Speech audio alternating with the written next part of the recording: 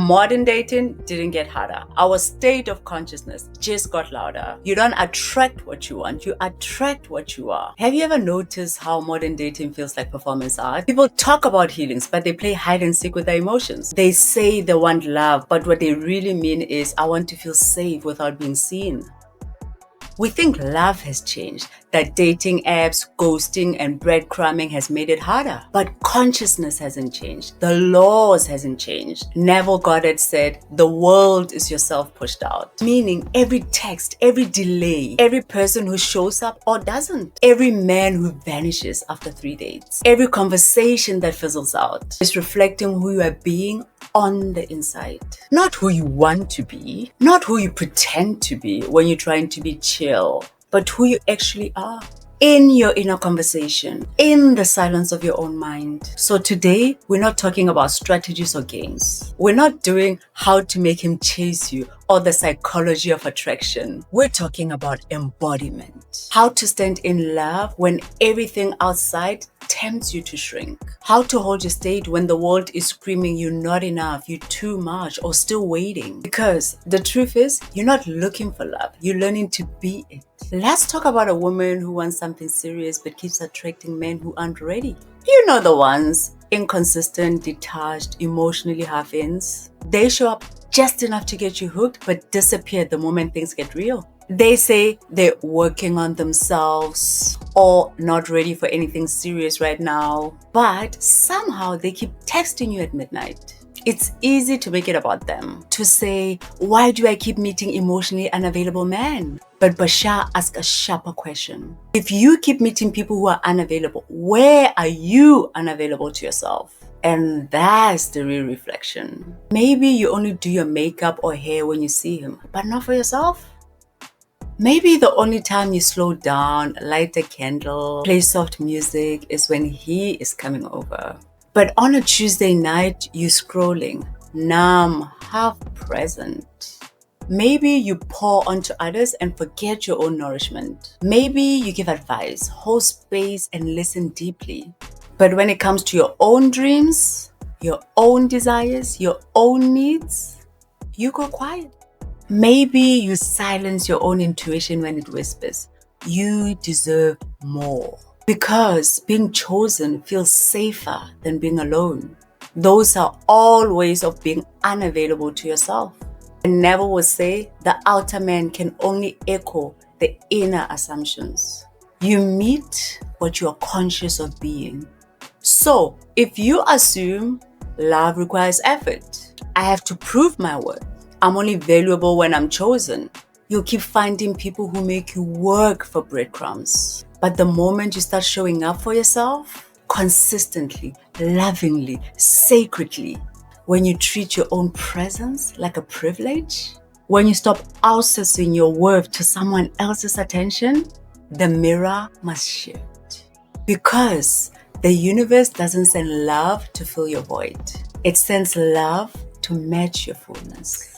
Picture this, a woman who takes herself on a date, who buys herself flowers, not as a sad consolidation prize, but because she genuinely enjoys beauty, who speaks to herself the way she speaks to somebody she adores, who doesn't wait for permission to feel loved. She decides she already is. That woman, she doesn't attract emotionally unavailable men because her energy doesn't have room for half-laughs anymore. She's already whole, and wholeness calls in wholeness. Now let's talk about the texting spiral. He hasn't replied. You are refreshing the chat, thinking about what you said, replaying the conversations in your head, wondering if you came on too strong or too detached or too something. That's when panic takes over. Should I text again? Should I match his energy? Should I wait 3 days like the rules say? And suddenly, you're not in your body anymore.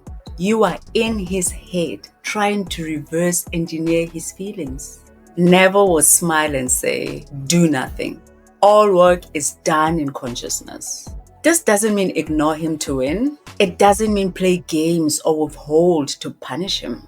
It means go within first. Close your eyes. Step out of the anxiety. Step out of the what ifs. See the message already received. not as a future event, as a present fact. Feel the natural relief, that little smile that says, "Of course," he replied. That soft exhale in your chest that says, "Everything is fine, it always was." You're not chasing the text. You are assuming the energy of already being responded to. You are living in the end.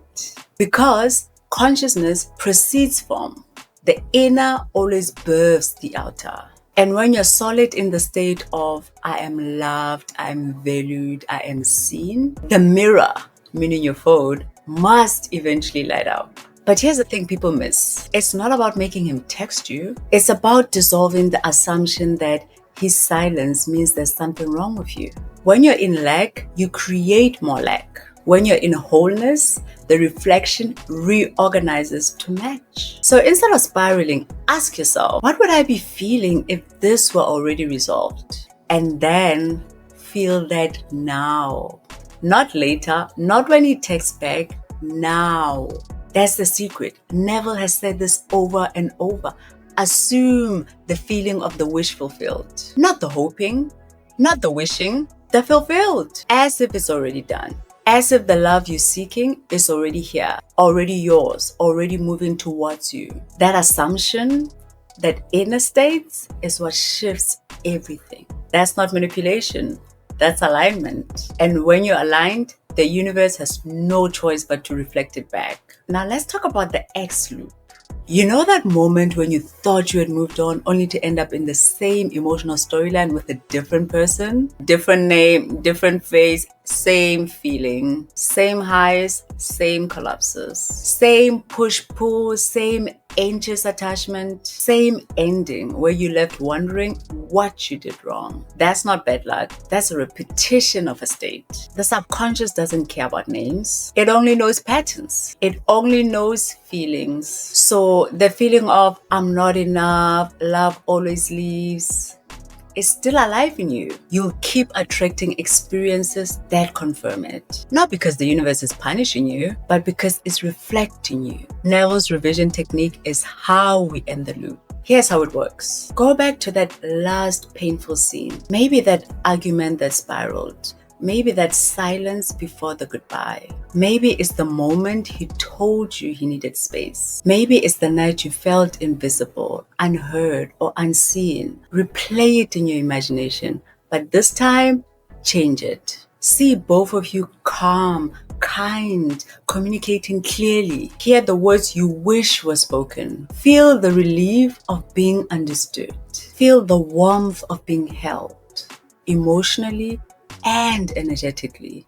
Maybe he says, I see you, I hear you, I'm here. Maybe you say what you really meant to say, without defense, without fear. Then repeat it until it feels natural. Not once, not as a cute little visualization exercise. Repeat it until your nervous system believes it, until the subconscious accepts it as memory. Because Neville said the subconscious accepts what feels real. It doesn't know the difference between something that happened out there and something that you imagine vividly in here. Once it's natural to you, once the new memory replaces the old, the state dissolves. The loop can't replay. And a new pattern, born out of peace, of resolution, of love, replaces it.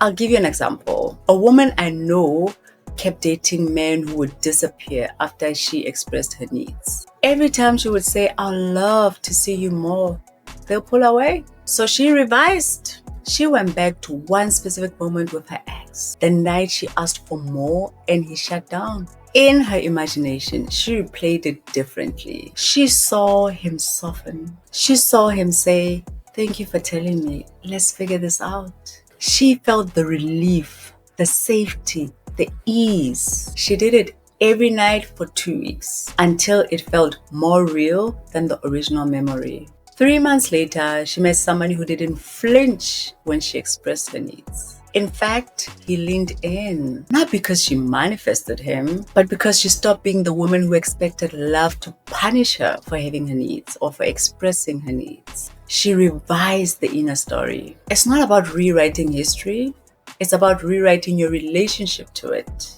And when the inner story changes, the outer pattern has to let go. Now, here's an unexpected one. You finally meet someone kind, consistent, emotionally safe, and suddenly you're not sure if you're feeling the spark. He texts back, he shows up, he's honest, he's available, and for some reason, it feels flat. You find yourself missing the chaos, the wondering, the does he like me, uncertainty. The emotional roller coaster that used to feel like chaos. The emotional roller coaster that used to feel like passion. It's not the person, it's your identification. Neville said, nothing comes from without. All that you see and experience comes from within. Meaning, if chaos used to mean passion, if drama used to mean depth, if anxiety used to mean this must be real because it hurts, then calm will feel like absence. Until you remember that peace is the natural end state of love fulfilled. We are so conditioned to fight for love that when it arrives peacefully, we mistake it for boredom. But love's final form is not adrenaline. It's assurance. The thrill of peace isn't loud. It's steady. It doesn't scream. It hums. Think about it. When you truly rested, I mean deeply rested, nervous system settled, soul at ease. You don't crave chaos. You don't romanticize the storm. But if you still identify it with the wound, with the lack, with the I have to earn it, then safety will feel like the absence of love because you've been taught that love is supposed to hurt a little. Neville would say you are living from the old state, the state of lack, the state of I'm only alive when I'm chasing. But when you're truly living in the end, in the knowing that you are loved, you stop needing drama to prove that you're alive. You are already being loved. And that's the most magnetic state there is. So if the secure partner feels boring, ask yourself, am I bored or am I just not used to being met? Because sometimes what we call boredom is actually the discomfort of being seen. We've been chosen without performing. We've receiving love that doesn't ask us to shrink, chase, or prove. And that discomfort, that's the invitation to let the old identity go, to stop being the woman who only feels alive in uncertainty, and to become the woman who can hold peace and call it love. That's the shift. And once you make it, the boring man suddenly becomes the most magnetic person in the room because you're no longer looking for chaos to feel something. You are feeling everything in the stillness. Let's talk about detachment versus dissociation. Let's clear this one up because people confuse the two all the time. Neville taught us to live in the end, to rest in the feeling of the wish fulfilled. That's not the same as pretending you don't care. That's not, I'm going to be cold so he chases me. That's not numbing yourself to avoid feeling the longing. Detachment doesn't mean numbing yourself. It means knowing. I don't care anymore is resignation. I know it's done, it's faith. One comes from defeat, the other from embodiment. You can still feel tenderness, still desire connection, still hold softness, still want to hear from him, still light up when his name appears on your phone. You're not a robot. You're not trying to be above it all. But underneath the wanting, there's a deeper knowing. A knowing that says, this is already unfolding perfectly. I am already held. The love I desire is already mine. It's just making its way to me. That's divine detachment. Warm, scented, serene. You stop chasing, not because you gave up, because you remembered who the operant power is. You, not him. Not the universe, not fate, you. You're not waiting for love to happen to you. You are being the love. You are living the love. You are assuming the state of already being loved.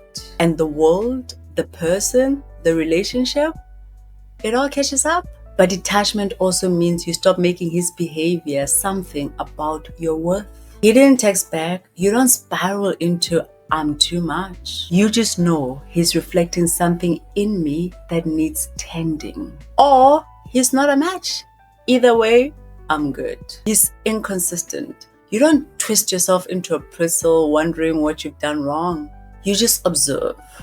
This energy doesn't reflect mine anymore. And that's okay. That's detachment. Not cold, not distant, sovereign. You're still soft, still open, still full of love. But you're not giving your power away to somebody else's nervous system. And that's when everything shifts. Because people feel that. They feel it when you're chasing them from lack. And they feel it when you're simply being full, magnetic, and rooted. The latter, that's what calls in real love. Let's talk about the mirror moment. You know those moments where love triggers the deepest part of you? You're having a beautiful conversation. Everything feels easy, beautiful, and open. And then they say something innocent. Maybe they make a joke, but it lands wrong. Maybe they don't respond the way that you have hoped. Maybe they seem distracted, distant, just for a second. And suddenly, you feel unseen, small, and rejected. Your chest tightens, your throat closes. You want to pull away, defend, shut down. That's not regression. That's reflection. The mirror is revealing where love still needs to land inside you, where you haven't fully arrived yet, where there's still a wound, a belief, a younger vision of you who's still waiting to be held. So instead of reacting, breathe. Feel it. Don't make it mean that something is wrong with you. Don't make it mean they're not the one. Just let it be what it is. An invitation. Whisper to yourself, this too is me, returning home. Every trigger is an invitation to include another forgotten part of yourself in the vibration of love. Maybe it was the part of you that was overlooked as a child. Maybe it's the part that was told to be small, quieter, and less needy. Maybe it's a part of you that learned that love meant sacrificing your truth to keep the peace. That part, she's still in there. And when love gets closed, she gets scared. Not because love is dangerous, but because she doesn't know yet that she's safe. So you hold her. You don't push her away. You don't shame her for being too sensitive or being too much. You say, I see you. You are safe now. You don't have to protect me anymore. That's integration. And when you can hold your own discomfort with compassion, when you can be with the trigger without making it a crisis, you become emotionally available in a way that changes who you attract. Because love is not supposed to rescue you. It's meant to recognize you. And the more you recognize yourself, all of yourself, even the messy, tender, and scared parts, the more you can attract somebody who can do the same. Not someone who fixes you, someone who sees you. And that's the love worth waiting for. So maybe Neville and Bashar have been describing the same truth all along. Bashar says, be available to yourself. Neville says, live in the end. Both are really saying this. You are the source, not the seeker. You are not out here looking for someone to complete you. You are learning to be so full, so whole, so rooted in love that a person who meets you can only be a match to that frequency. When you start embodying love, not chasing, not performing, just being, the entire world reorganizes around that vibration. The text aligns, the people aligns, life aligns. Because reality doesn't respond to your words, it responds to your state. Your state is everything. Not your mood, not your day-to-day emotions, your state, the deeper, quieter knowing underneath it all. The knowing that says, I am love. I am already whole. Everything I desire is already mine. That state, that's what the universe mirrors back. So stop trying to control the how. Stop obsessing over the when. Stop trying to figure out if he's the one or if you said the wrong thing or if you're doing it all wrong. Just come home to yourself. Be the love that you're seeking. Be available to your own heart. Speak to yourself the way you want others to speak to you. Show up for yourself the way you want to be shown up for. And watch. Really, just watch how everything and everyone starts speaking the same language back to you. Be love. Be available to yourself and let the mirror do what it does best. Reflect you back to you.